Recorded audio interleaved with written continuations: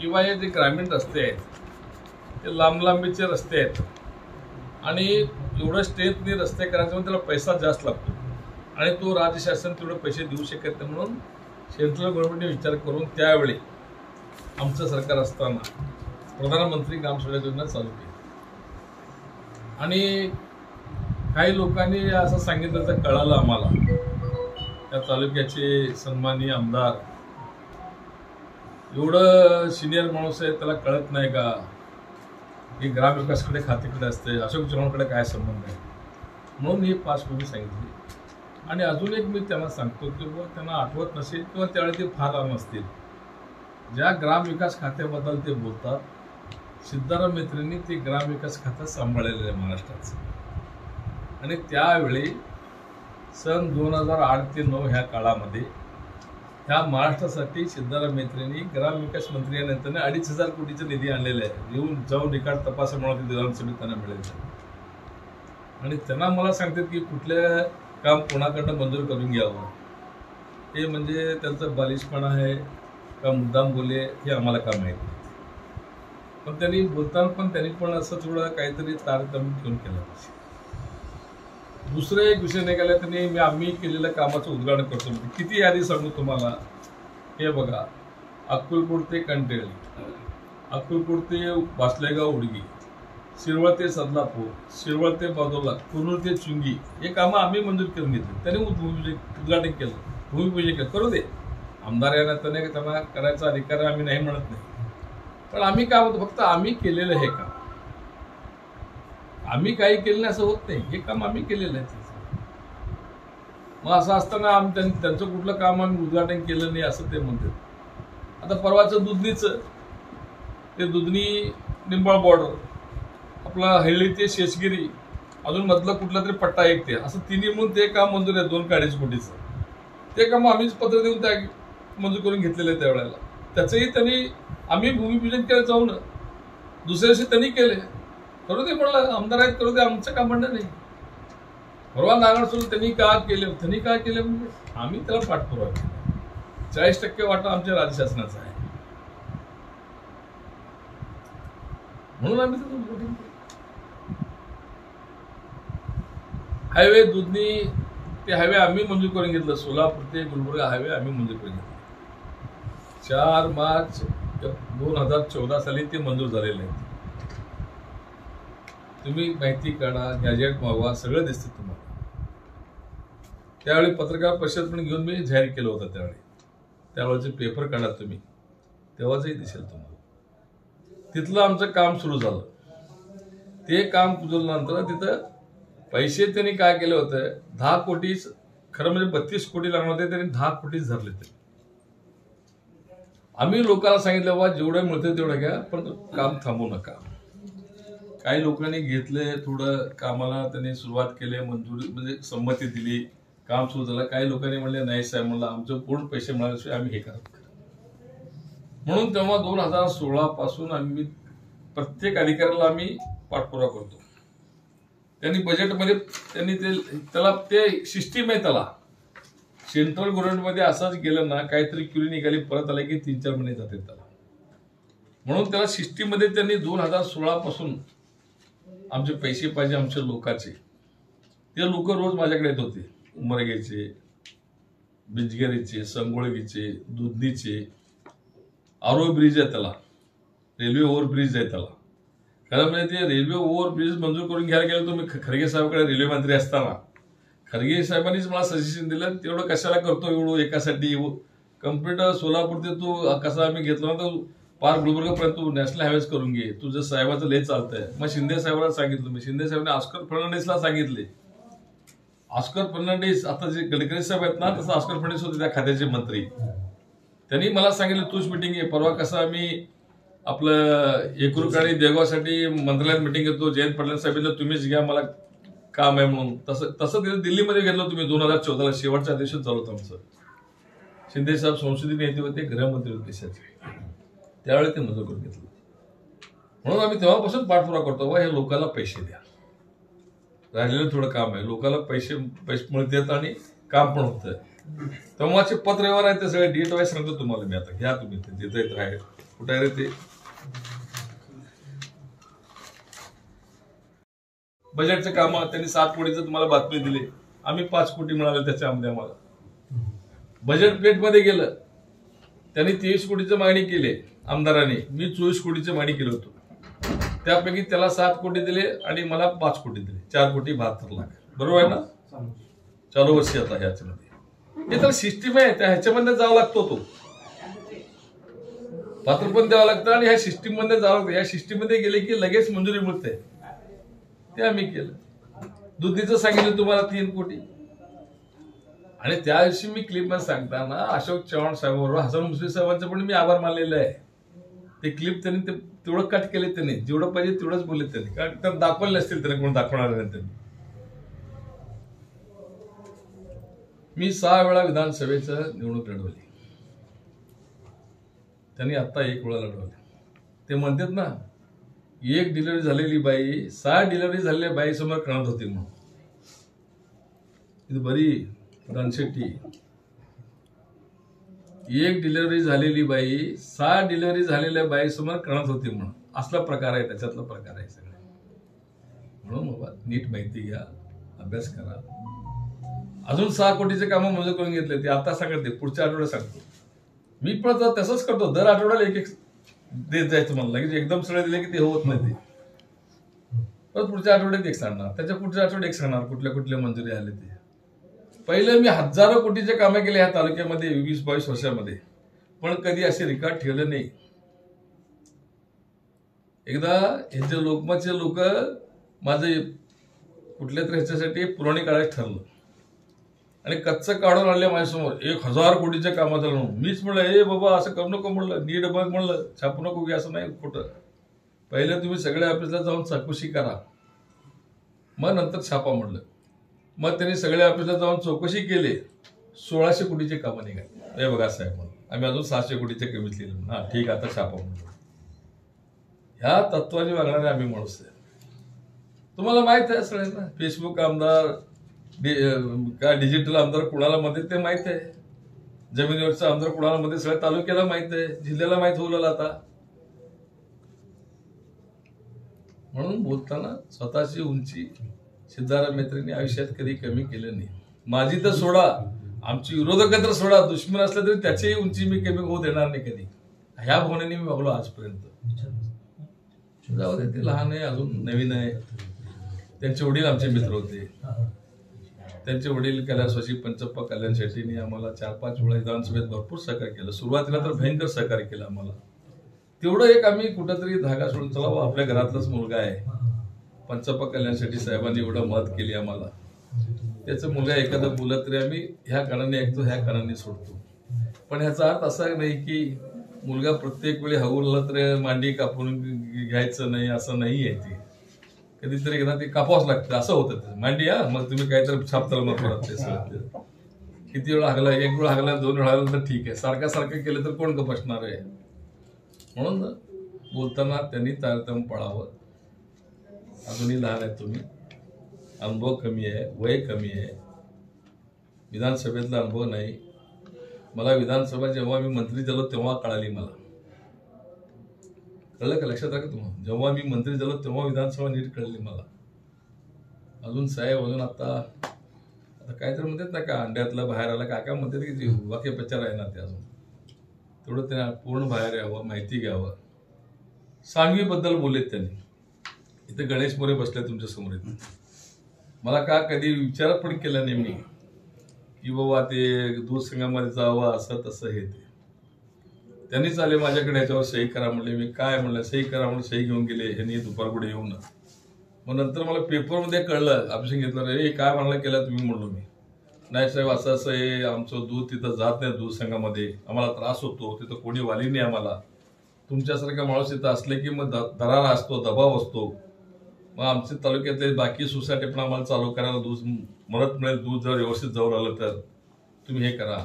मग तुम्ही सही करा, मी हायकोर्टात आणून तुला मंजूर करून आणतो म्हणून. काय रे मोरे म्हणले की नाही? मी म्हणलं अजिबात नाही म्हणलं. तुम्हाला तिथं काय अर्थ नव्हतं सांगा, मला कधी दूध संघात जायची इच्छा नाही म्हणलं, मी कधी पण नाही. आता वळलेगाव सोसायटीमध्ये नाव घातलं, मला माहित पण नाही ते. मी विचारलं होते तिथं, त्याने म्हटलं ते हसापुरी म्हणला तिथे सोसायटीमध्ये नाव नाही. येऊ दे, सोसायटीमध्ये नाव नाही. डीडीआरला फोन करून विचारा, सेक्रेटरीला फोन करून विचारा, तुमचं नावच नाही. मला कसं म्हणलं नाव नसतं पेपरला, तक्रार कसं दिले कोणी, ते आम्हाला का माहित नाही. मला काहीच माहित नाही त्याच्याबद्दल खरं म्हणजे. आता ह्यांच्या माहितीसाठी सांगतो, ह्यांना काय वाटलं की बाबा ते सोसायटीमध्ये नाव घालून मी कुठेतरी सोलापूरच्या मार्केट कमिटीमध्ये जाईन म्हणून.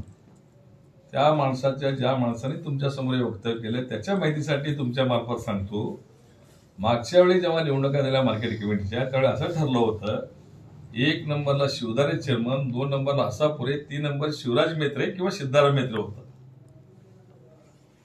मी का म्हणलो, शिंदे साहेब म्हणलं, साहेब आम्हाला उभा करायचं नाही मुलाला किंवा मी उभारणार नाही. मला काय चेअरमन व्हायचं रस नाही, डायरेक्ट व्हायचं रस नाही. त्याचं साक्षीदारीत आहे तुमचं मार्केट कमिटीचे व्हाईस चेअरमन श्री नरवळे साहेब बसले तिथं. मी जर तिथं उभारलो असतो किंवा माझा मुलगा उभारला असता तर श्रीशैल बी उभारले नसते आणि सिद्धराम पाटील पण उभारले नसते. मी म्हणलं मला नको म्हणला. त्याच माझ्या बदली ते बाळासाहेब शेळकेला करा म्हणलं. लई दिवस झाला त्यांना चान्स सोपवलं, त्यांना देऊ चेअरमन साहेब, तिसरं चेअरमन. मग मला जर असे असलं तर तेव्हा झालं असतं की मी साधं 1-2 लाखाचं कुदळ मारला पण पुढे येता मी तर मार्केटिंग कमिटी चेअरमनला असं काय विचार केला नाही. मी सगळं आहे तर मिळत असतं ना मला, बरोबर आहे की नाही. म्हणून ना थोडं काहीतरी पेपरमध्ये बातम्या आल्या, कोणतरी दिल्यामध्ये त्याचं सत्यता पडताळून पाहावं माणसांनी आणि बोलावं. सत्याचा हपापलेला माणूस कोण आहे. दुसरं कोणतरी काहीतरी केलं, बातमी आली की खलास एवढं बेचर कशाला होता, काय करायचं आहे का, दुसरे कोणी काय कार्यक्रम करूच नाही, उद्घाटन करूच नाही, आमच्या पेपरला बातमी येऊ नये. एवढं अस्थिर व्हायचं तुमचं, एवढं जर मान पक्की असेल तर एवढं अस्थिर व्हायचं कारण काय. अजून काहीच केलं नाही. सिद्धाराम मेत्रे अजून 10% सुद्धा बाहेर पडलं नाही.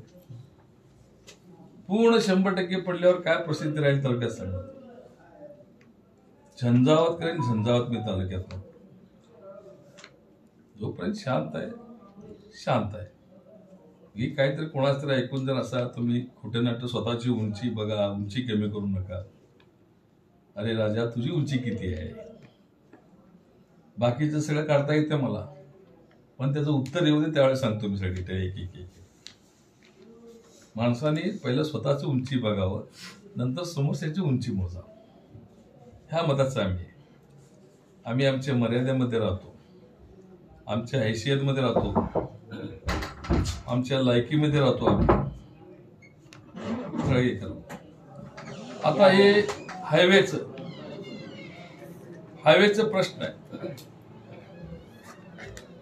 मी 25 तारखेला पत्रकार परिषद सांगितलं सगळं. मग यांनी म्हणते अगोदरच आम्ही हे सगळं केलेलं आहे.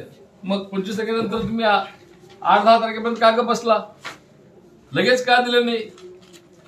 त्याचं कारण असं आहे, तिथं गडकरी साहेबांच्या पीएला फोन केले, त्यांनी तिकडं फोन केले, ते रजिस्टर बघितले, कुठलं रकाना खाली बघितले, मग त्या तारखेचं पत्र घेतले, मग त्या पत्रावरून आलं म्हणून असं आलं सगळं. यांनी मला 2 दिवसापूर्वी आलं, त्याच्यानंतर 2 दिवसांनी पत्रकार परिषद घेतले आमदार साहेब, त्याच्या अगोदर 2 दिवस आलं. आता तुम्ही विचार करा, मला 24 तारखेला कळतंय, अजून 24 तारखेला दिल्लीतनं ऑर्डर महाराष्ट्राला आलं नाही. मग मी काहीतरी ह्याच्या सिस्टीममध्ये आहे म्हणून कळलं ना मला, का मी त्या दिवशी काय तर मग भांगच्या नशेमध्ये होतो का. मी सिद्धाराम मेत्रे भांगच्या नशेमध्ये बोलला का, मग भांगच्या नशेमध्ये बोललं ठीक आहे, मग तेच आकडा, तेच लाभार्थी, त्याच कामाचं कसं येतंय, काहीतरी फरक पडायला पाहिजे ना थोडं इकडे तिकडे. मी जे आकडे सांगितले तेच आकडे सांगितले ना आमदार साहेबांनी तुमच्याबरोबर समोर पत्रकार परिषद. मग मी काहीतरी भोगस बोलत असो तर मग तेच बरोबर कसं काय निघतंय.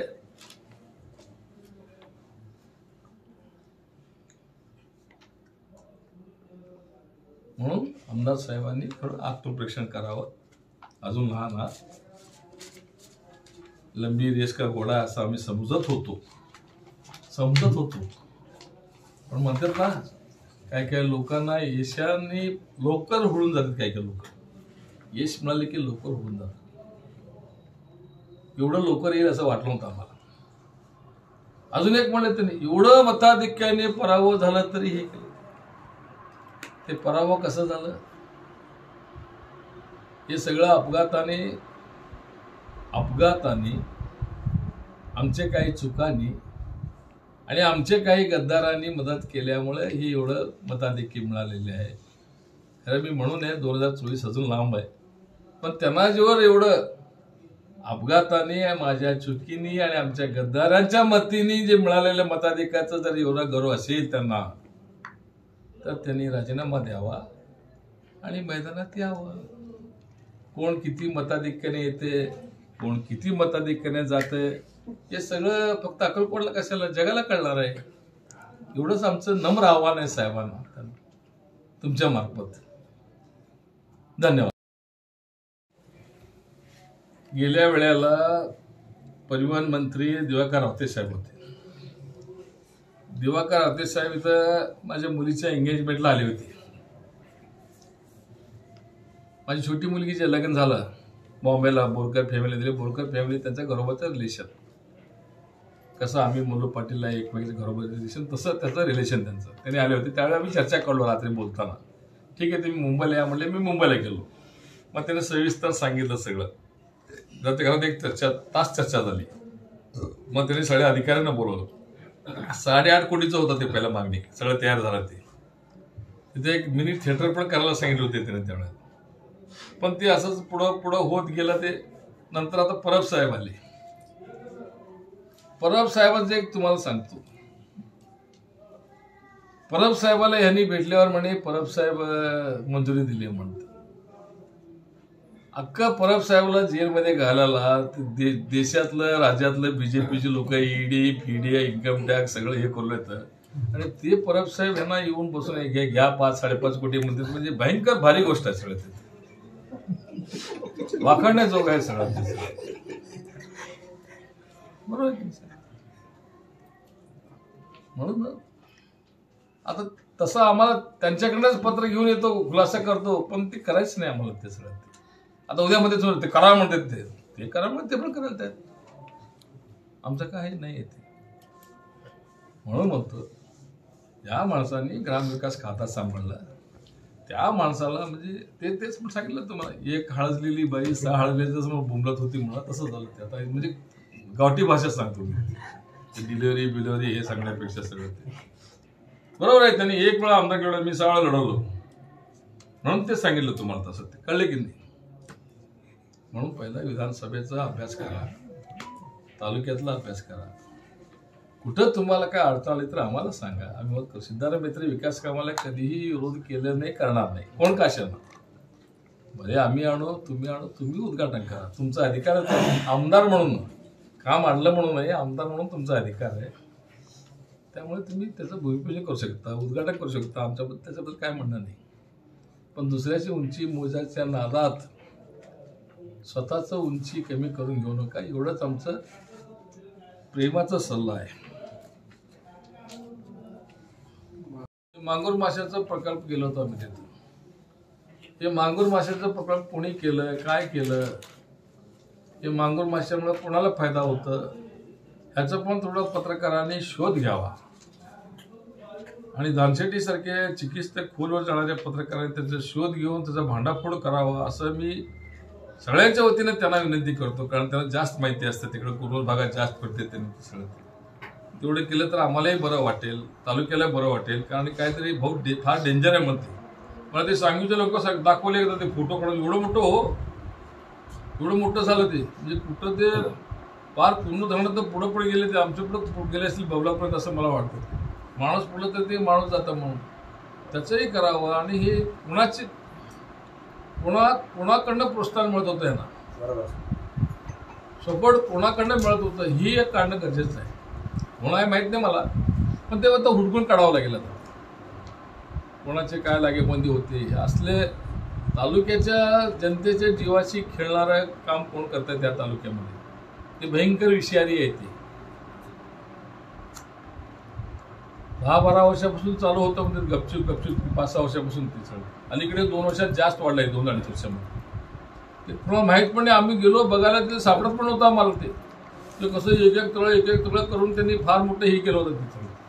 म्हणजे असलं तालुक्यातील जनतेचे जीवाशी खेळ जर कुणी करत असेल, कोण का असेल ना, ते कुठल्या का पार्टीचं असेल ना, त्याला कुणी माफ करता कामा. असल्या लोकांवर कारवाई होणं अत्यंत गरजेचं आहे. त्यासाठी तुम्ही शोधपत्रिका काढा. ते कोण आहे त्याच्या व्यक्तीचं नाव सांगा मला, कारण पत्रकार लोक शोधतात बरोबर, आम्हाला तेवढे शोध लागत नाही. शोधपत्रकार आहे सगळं आता तुमचं. त्यामुळे ते शोधपत्रिकेचा वापर करून आपण जर हुडकून काढला तर निश्चितपणे तालुक्याच्या जनतेला दिलासा मिळणार आहे. बाबा हे थांबलं, बरं झालं.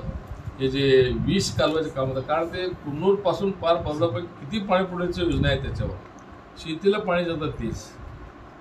त्यामुळे ते असलं विषारी घातक जर कोणी करत असलं तर कुणीही त्यांना पाठीशी घालू नये, असं आमचं नम्र आव्हान आहे त्यांना. एवढंच या प्रसंगी सांगतो. धन्यवाद. केले सिद्धाराम मेत्रेंनी माझ्या वाढदिवसाप्रमाणे सगळे आम्ही स्वतः दिले, आणि आमचे जे तालुक्यातले गाव पातळीचे नेते आहेत त्यांनी पण त्यांच्या स्वतः खर्चाने सगळ्यांना वाटप केले. हे सांगणारे मासे 1 वर्षानंतर आले. ते काही आमदार निधी दिले, काही शासनाकडनं आलं, काही स्वतःकडनं निधी दिले आणि सांगितलं मी स्वतः केलं म्हणून. असं नाहीये.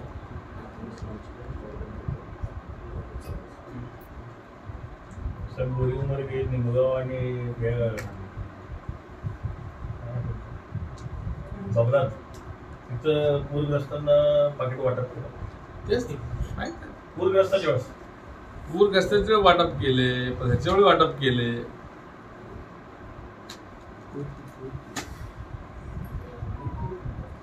सगळे तिथले लोक फोन केले, आम्ही फोन करून ते बोटी मागवले. काही मासे त्या बोटीमध्ये जाऊन फोटो काढून मी चाललं त्या लोकांना म्हणले. असं पण असते, ते चालायचे. ते सब वक्त की बात रहती है. कभी गाड़ी नाव पर, कभी नाव गाड़ी पर ही होने वाला है.